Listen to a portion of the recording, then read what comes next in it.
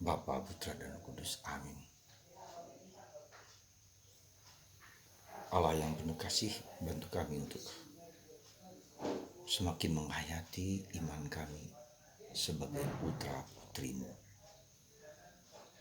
Kami tahu Engkau membutuhkan iman, supaya iman kami tumbuh berkembang, harapan kami semakin kuat, dan kasih kami semakin mendalam.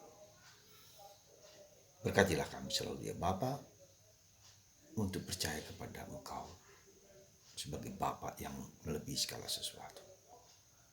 Terpujilah Engkau selama-lamanya. Amin. Para saudaraku terkasih dalam Kristus, sekali lagi Yesus mengajak kita untuk untuk berdoa terus tanpa kunjung henti, tanpa jemu-jemunya.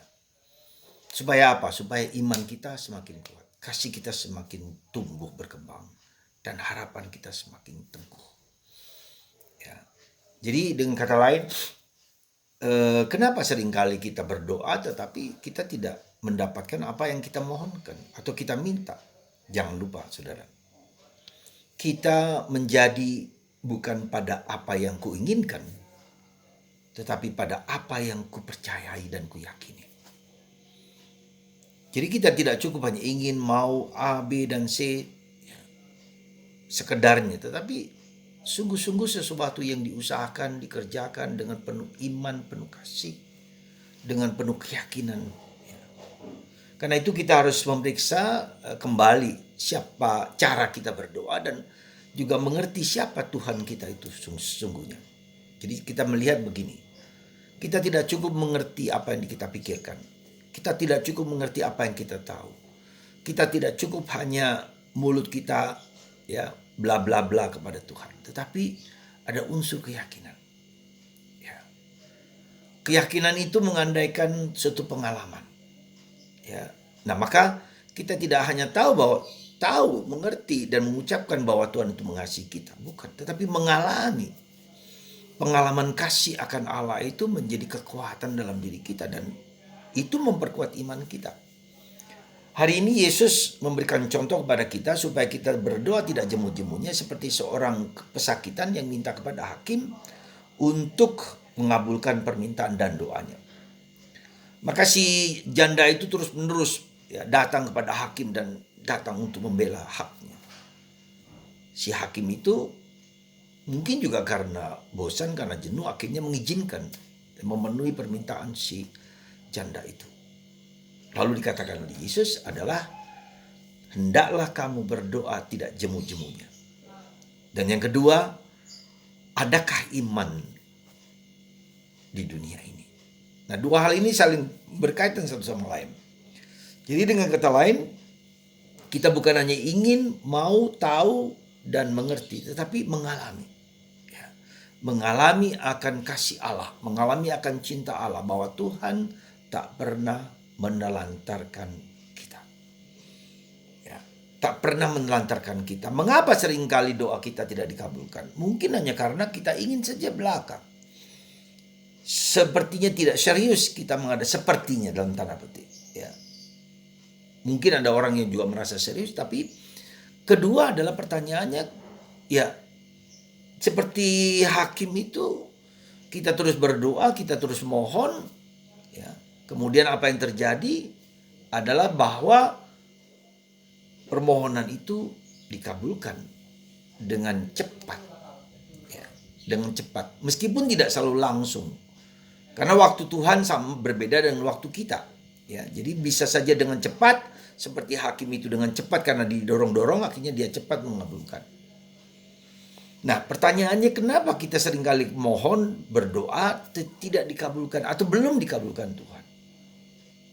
Kemungkinan adalah jawaban yang seperti dikatakan oleh Yesus, adakah iman di bumi ini?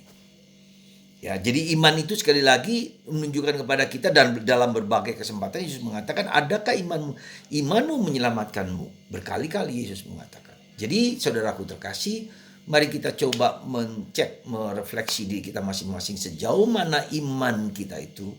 Bukan hanya iman di kepala, bukan hanya iman di mulut, bukan hanya iman di pengertian, tetapi di dalam keyakinan. Ya. Dan keyakinan itu berdasarkan suatu pengalaman akan Allah. Semoga Anda dan kita semua tidak cepat-cepat putus asa ketika permintaan kita tidak dikabulkan atau belum dikabulkan.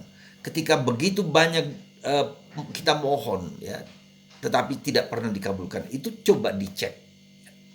Adakah iman kepada Tuhan? Adakah aku menyerahkan keinginanku seperti Bunda Maria, let it be, terjadilah padaku menurut perkataanmu.